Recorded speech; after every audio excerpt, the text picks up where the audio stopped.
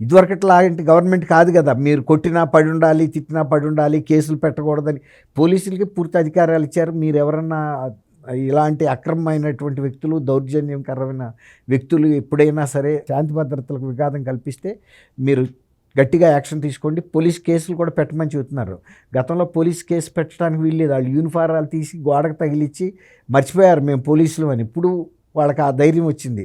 ఎందుకంటే ఐపీఎస్లే జీ హుజూర్ అని వెళ్ళి వైఎస్ఆర్సీపీ వాళ్ళు ఆ అమ్మాయిని తీసుకురమ్మంటే కిడ్నాప్ చేసి జత్వానీని బొంబాయి నుంచి అలా తీసుకొచ్చారు కదా. అట్లా అనేకం చేశారు. అసలు వాళ్ళ సొంత లోక్సభ సభ్యుడు రఘురామరాజు గారిని తీసుకెళ్ళి కస్టోడియల్ టార్చర్ పెడితే ఇక అంతకన్నా పెద్దదే ఉంది. ఇప్పుడు దాని మీద సునీల్ నాయక్, సునీల్ కుమార్ వీళ్ళందరూ కూడా ఫేస్ చేస్తున్నారు కదా. అతను టాటా వీళ్ళందరూ కూడా గున్ని వీళ్ళు అంతా ఐపీఎస్ ఆఫీసర్లే.